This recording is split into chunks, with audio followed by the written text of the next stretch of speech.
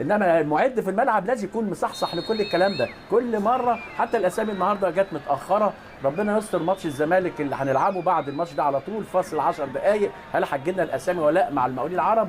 والله يعني انا بوصي اهو المعدين كريم ابو حسين وحازم البرعي من دلوقتي، بهاء احمد يلم، ومفيش رهبه، مفيش رهبه للانتاج، وزكريا ويشوت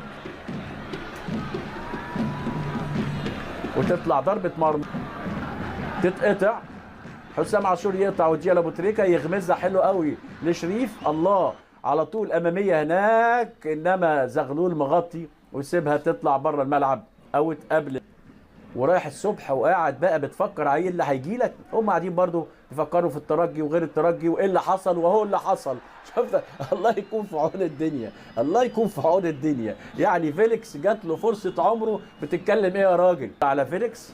وضربه حره مباشره للنادي الاهلي. بص حضراتكم يعني ايه حظ الاهلي كويس قوي في الدقيقه 10 من خطا قاتل من شريف. طب العبها على جنب، انما بقى في واحد يعني يا ريت الكابتن طه يقولها، كان زمان شريف، ادي شريف وادي فرانسيس وادي فرانسيس واحمد فتحي رجليه جامده، انما لعبها حلوه قوي لابو تريكه وجمله من بتاعه زمان، انما فضل ما كانش متوقعها، جمله من بتاعه زمان بس كانت بتلاقي الزلطه بتاعه دماغ فلافيو او المكر والدهاء بتاع عماد متعب. هو بقى ايه دي اللي فرقت يعني. ضربه ركنيه للنادي الاهلي اللي لعب احلى كوره في المباراه لغايه دلوقتي، وتتلعب على طول وتطلع كوره عند وائل هنا مين، وتصويبه فوق وضربه مرمى للانتاج الحربي. حسام عاشور وتصويبه وضربه شريف عفضيل على طول، عرضيه هناك يطلعها زغلول وتنزل بيصلحوها لبعض هنا، ادي حسام غالي عاوز اتصلحت له ويلعبها حلوه. في رايه وصفاره ولا في ايه؟ رايه وصفاره رايه وصفاره. حتى الهدف اللي جبته حظك وحش قوي فرانسيس وحطيتها حلوه قوي يعني الصراحه، انما حسام غالي اما نشوفها مشيت حسام غالي هي اللي طلعته، يعني هو لو عطاها له من الاول كان الجول، انما ايه الداعي انك تمشي بيها او بيبازيها حنينه مع الحنين ده ما ينفعش في كره القدم. احنا بنشوف في اوروبا الباصه بتروح زي البومبه والتاني يروح موقفها اكنه في رجليه مغناطيس، انما النادي الاهلي افضل اخطر، وصل الى منطقه الجزاء افضل من مباراه ركنيه، وترجع مره ثانيه لجمعه وجمعه يلعبها عكسيه هناك وضربه مرمى للنادي الاهلي. هيسالهم ايه؟ كل ده بقى ما بين الشوطين وبعد المباراه. تتلعب الكوره وخبطه الكوره في راس الاثنين وتروح لشريف منه وما فيهاش حاجه، وتروح على طول فرانسيس وبهاء يلم فرانسيس ويلعب على طول بالعرض. مين اللي هيشوط من هنا؟ فضل هيشوط من هنا. مش بقول لحضراتكم كل ما اقول فضل وحش يرد عليا، ماشي قولوا لي بقى اقول فضل وحش، انا ماليش دعوه، انا راجل محايد، اللي يهمني مين اللي يلعب كويس ومين ما يلعبش. وادي فضل اهو على طول يشوط ويطلعها نادر سعد ضربه ركنيه. كوره حلوه، احلى كوره لفضل من فتره طويله. انتاجه الفني ايه؟ لغايه دلوقتي ما فيش، هو عافي بس. تتلعب الكوره حلوه قوي ناحيه الشمال عند شكري، والعرضيه احلى يا راجل من تحت لفوق ايه؟ من تحت لفوق ايه يا عم حسام؟ ده انت جايب هدف جميل، في وادي دجله، انما تاخدها من تحت لفوق. بص حضراتكم عدوا الفرص، وادي شكري بصوا خدها من تحت لفوق، مش ممكن، دي كانت في الزاويه البعيده هناك، وادي اول فرصه او ثاني فرصه للنادي الاهلي. عموما يعني مدى مسلم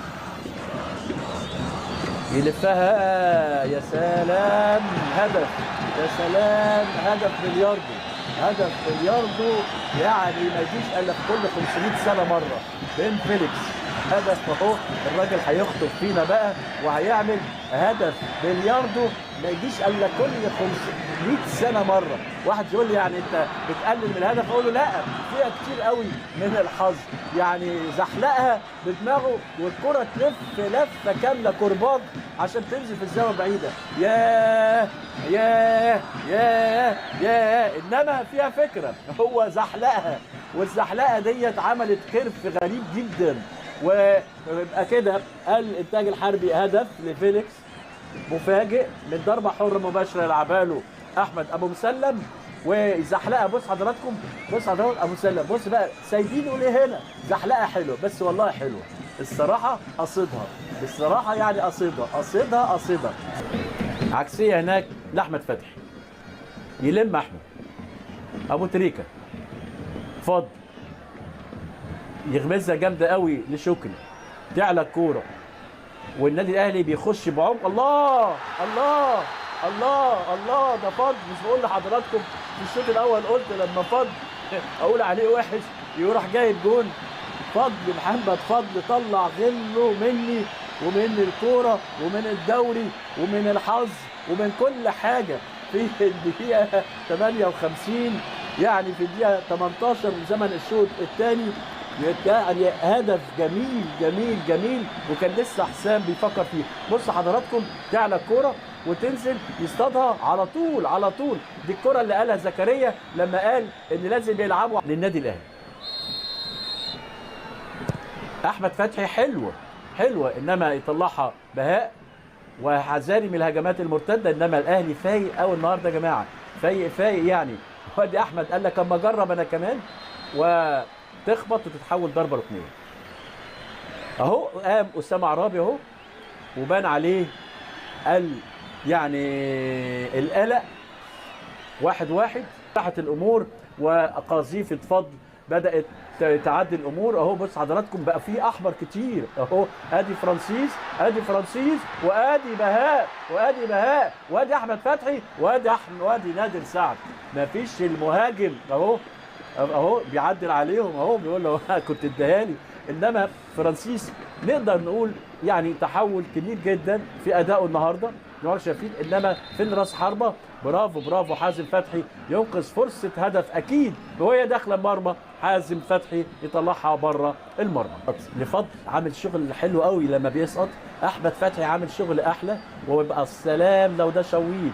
يا سلام يا ابو تريكه، يا سلام يا ابو تريكه، يا سلام يا ابو تريكه، يا سلام يا عم شكري، يا سلام. مش يا سلام يعني حاجه كويسه، لا يا سلام بالعكس، يا سلام بالعكس. يا راجل ابو تريكه كان ممكن يجيبها جون، ادالك هديه وبعدين وقفت فيها، وبعدين زغلول طلعها، يعني جون اسند والعب. انما لا، حته اشبال بقى، فاكر نفسه بيلعب تحت 20 وضيع فرصه عمره وتمريره جميله. مش بقول لكم ابو تريكه هو اللي عنده الحلول السحريه. بس من الاهلي وخطوره من الاهلي وفرانسيس من الاهلي وابو تريكه من الاهلي، وضربه مرمى للانتاج الحربي. تنزل هناك عند وليد سليمان، يبقى اللي طلع فيليكس ونزل سعيد مراد، وادي فرانسيس وتصويبه، ونادر نادر سعد يمسك. اللي فاتت شاطها جوه الجون، وكان صاحي شريف اكرامي، شاطها برده وصاحي شريف اكرامي وحولها زي ما حضراتكم شايفين، وتطلع بره الملعب. اول 36 دقيقه من زمن الشوط الثاني، و1-1. والنادي اداء النادي الاهلي هدأ رغم التغييرات والتنشيطات اللي عملها، وكأن حسام البدري بيقول لهم خلي بالكم انتوا في الحسبان. وهوبا شبانه يا شبانه كنت في الثلاجه يا شبانه، وملعوبه من حسام عاشور. وادي شبانه اللي احنا قلنا عليه يوم وادي دجله، ناس قالت هو عمل حاجه، لا عمل كويس ولا زال. وضربه ركنيه، وتعلى كوره وتنزل، هدف ابو تريكه. ربنا رايدها له عشان هو راجل طيب، يعني مأخرها عشان ابو تريكه يكلل مجهوده الكبير قوي اللي عمله النهارده عشان يجيب الهدف الثاني، وفي وقت قاتل في الدقيقه ايه؟ في الدقيقه 40. في الدقيقه 40 ابو تريكه الناس فرحانه بيه قوي. ابو تريكه واحد يقول لي انت يعني ايه؟ يقول له ابو تريكه اهو قام وبلع ريقه. والصراحه نرفع القبعه النهارده لحسام البدري، لانه قعد بقى وقال لنفسه ايه؟ انا مش هجامل حد بقى، اللي هيلعب كويس هلعبه. وقد كان. ثم عمل حته بتاعت جوزيه اما اتزنق ارمي ورمى وقد كان. وبعدين خطف ابو تريكه هدف الثاني. بص حضراتكم الكره رايحه له، بص ربنا بقى لما يعوز تطلع وتعلى وتنط وتجيله هو. بصوا اهو 100 واحد في المدرج، 100 واحد تطلع وتنزل وده يقلش وده يعمل. ويا سلام على المهاره والذكاء، كان واحد تاني طلعها في المدرج او وقفها عشان يلعبها. ده ايه وده ايه، ولا في الملعب ما اداناش وحاجات كده. ضربه حره مباشره للنادي الاهلي، وابو تريكه بيتذكر وتذكر وتذكر وتذكر وتذكر وتذكر. مش بقول لحضراتكم ابو تريكه النهارده عنده 11 نقطه وباقي له مباراتين مؤجلتين، وتتلعب الكوره واينو بيقول انا اهو انا اهو انا اهو انا اهو، وقال انا اهو يا عم حسام يا بدري، ونادر سعد يطلعها ضربه ركنيه.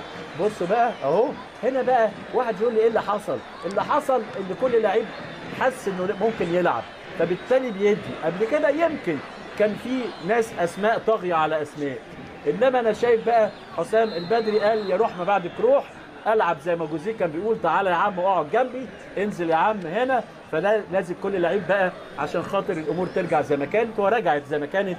لا انا بسمي هذا اللقاء لقاء استعاده الثقه قبل لقاء الترجي، وان كان الخصم طبعا مع احترامي للانتاج الخصم اقوى بتاع الترجي. وادي انذار لاحمد ابو مسلم، وضربه ركنيه لاحمد فتحي المجتهد. رمى رميات جوزيه بالناحيه الهجوميه، رمى شكري وفرانسيس وشبانه ومع اينو